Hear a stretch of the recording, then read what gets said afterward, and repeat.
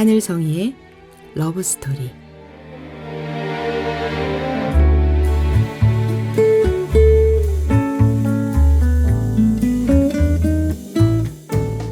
안녕하세요. 말씀과 찬양으로 사랑을 이야기하는 시간, 하늘성이의 러브스토리입니다. 저는 찬양하는 사람 하늘성입니다. 이 묵상은 복음충신교회 조용호 목사님의 매일 성경 말씀 묵상을 바탕으로 저의 묵상을 함께 나누고 있습니다.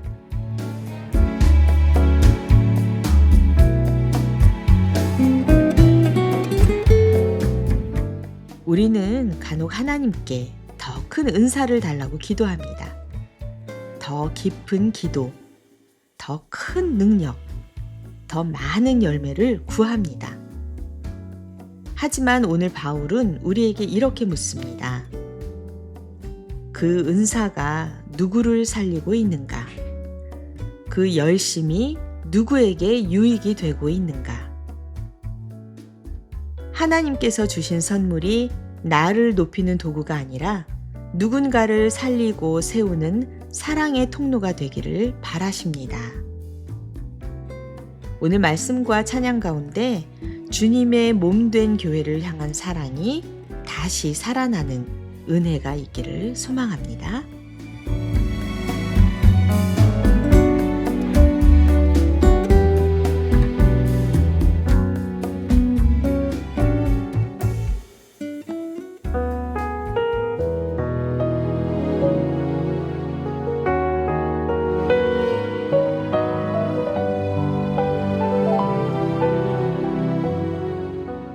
오늘은 고린도전서 14장 1절에서 19절 말씀. 사랑, 교회에 덕을 끼치도록 힘쓰라.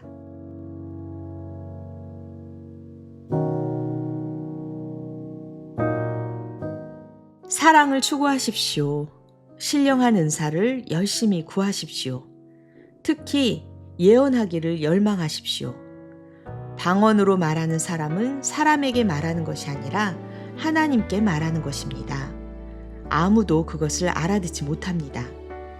그는 성령으로 비밀을 말하는 것입니다.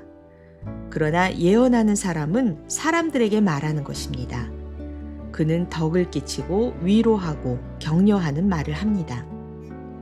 방언으로 말하는 사람은 자기에게만 덕을 끼치고 예언하는 사람은 교회에 덕을 끼칩니다.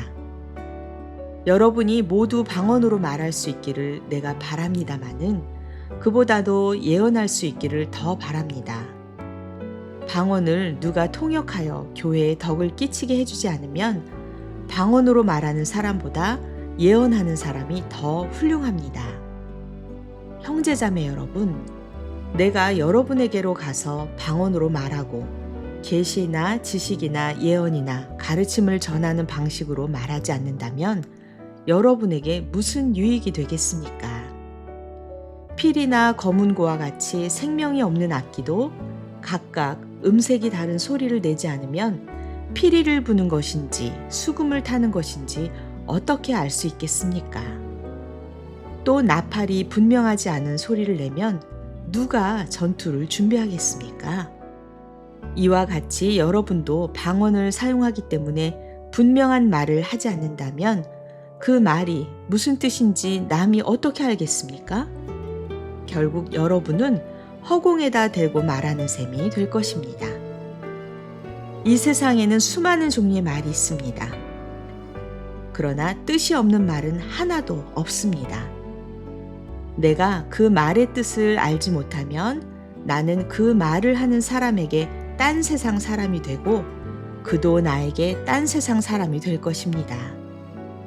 이와 같이 여러분도 성령의 은사를 갈구하는 사람들이니 교회에 덕을 끼치도록 그 은사를 더욱 넘치게 받기를 힘쓰십시오. 그러므로 방언으로 말하는 사람은 그것을 통역할 수 있기를 기도하십시오. 내가 방언으로 기도하면 내 영은 기도하지만 내 마음은 아무런 열매를 얻지 못합니다. 그렇다면 어떻게 해야 하겠습니까? 나는 영으로 기도하고 또 깨친 마음으로도 기도하겠습니다. 나는 영으로 찬미하고 또 깨친 마음으로도 찬미하겠습니다. 그렇지 않고 그대가 영으로만 감사를 드리면 갓 믿기 시작한 사람은 그것이 무슨 뜻인지를 알아듣지 못하므로 어떻게 그 감사 기도에 아멘 하고 말할 수 있겠습니까? 그대가 훌륭하게 감사 기도를 드린다고 해도 다른 사람에게는 덕이 되지 않습니다. 나는 여러분 가운데 누구보다도 더 많이 방언을 말할 수 있음을 하나님께 감사합니다. 그러나 나는 방언으로 만마디 말을 하기보다도 다른 사람을 가르치기 위하여 나의 깨친 마음으로 교회에서 5마디 말을 하기를 원합니다.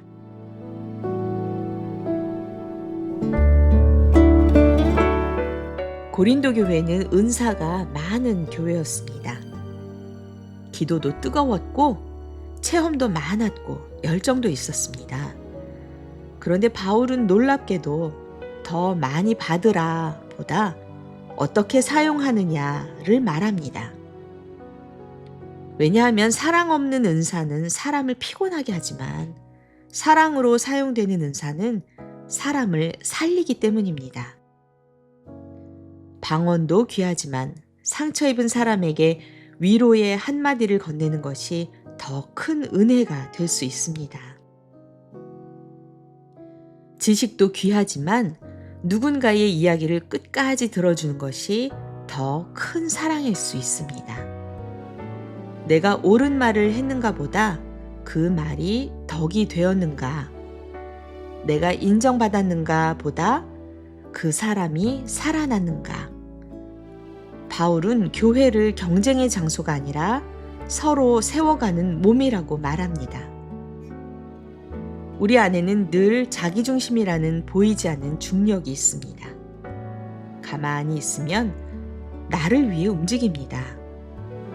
그래서 사랑은 감정이 아니라 방향입니다.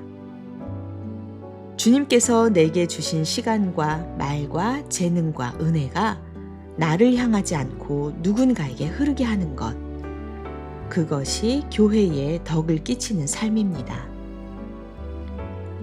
오늘도 주님은 묻습니다.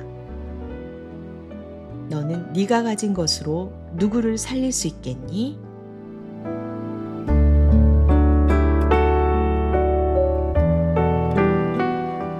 오늘 함께 나눌 찬양은 김인식의 이런 교회 되게 하소서입니다.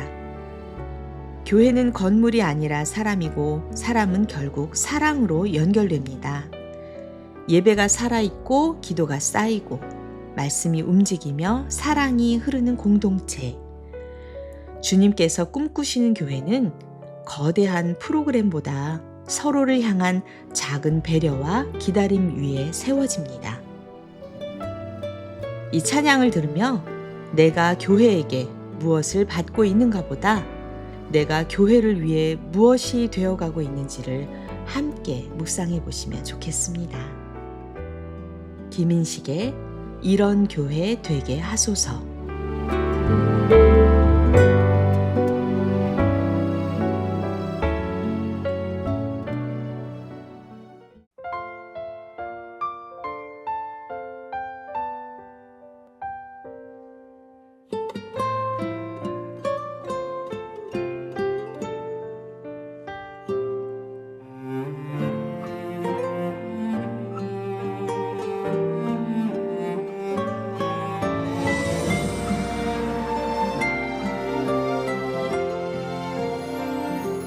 진정한 예배가 숨쉬는 교회, 주님이 주인 되시는 교회, 믿음의 기도가 쌓이는 교회, 최고의 찬양을 드리는 교회, 말씀이 살아 움직이는 교회, 성도의 사랑이 넘치는 교회, 성김과 헌신이 기쁨이 되어 열매 맺는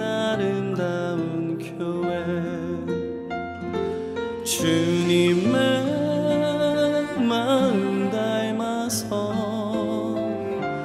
이웃을 사랑하는 교회, 주님의 영광을 위해서 빛 되신 주님 전하는 교회, 사랑의 불꽃이 활짝 피어나 날마다 사랑에 빠지는 교회, 주께서 사랑하는 우리 교회가 이런 교회 되게 하소서.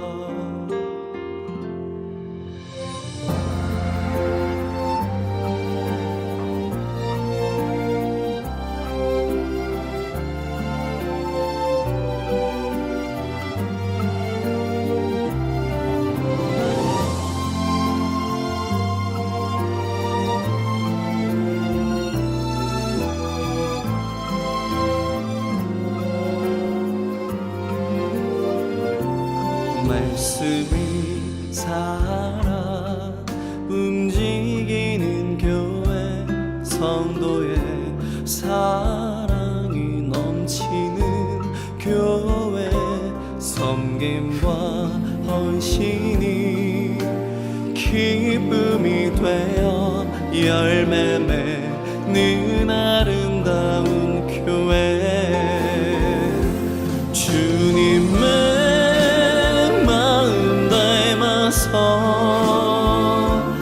이웃을 사랑하는 교회, 주님의 영광을 위해서 빛 되신 주님 전하는 교회, 주께서 사랑하는 우리 교회가 이런 교회 되게 하소서. 주님의 마음 닮아서 이웃을 사랑하는 교회, 주님의 영광을 위해서 빛 되신 주님 전하는 교회, 사랑의 불꽃이 활짝 피어나 날마다 사랑에 빠지는 교회, 주께서 사랑하는 우리 교회가 이런 교회 되게 하소서. 주께서 사랑하는 우리 교회가 이런 교회 되게 하소서. 이런 교회 되게 하소서.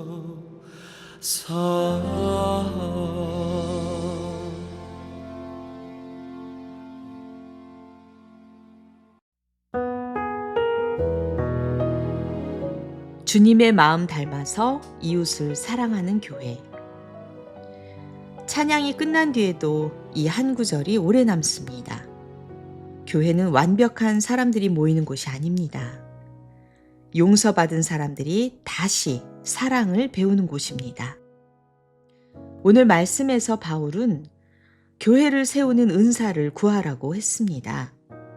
그 은사는 특별한 능력만이 아닙니다. 기다려주는 은사, 들어주는 은사, 격려하는 은사, 먼저 손 내미는 은사. 어쩌면 누군가에게는 우리의 따뜻한 인사 한마디가 예언일 수 있고, 우리의 침묵 속 기도가 방언보다 큰 은혜일 수 있습니다. 주님은 우리의 작은 사랑을 통해 몸된 교회를 세워가십니다. 오늘 하루도 누군가를 세우는 사람이 되게 하시고 주님의 마음을 닮은 지체로 살아가게 하여 주옵소서. 사랑하는 여러분, 사랑은 거창한 일을 하는 것이 아니라 내가 가진 것을 주님의 마음으로 사용하는 것입니다.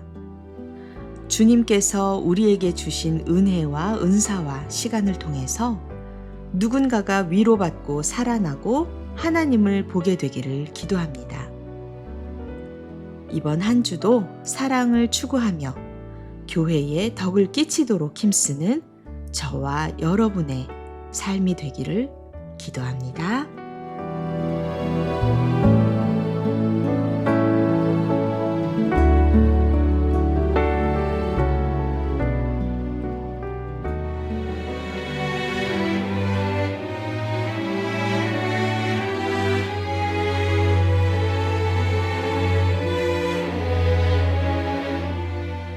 지금까지 하늘성이의 러브스토리, 저는 하늘성이었습니다. 다음 시간에 또 뵐게요. 여러분 모두 평안하세요.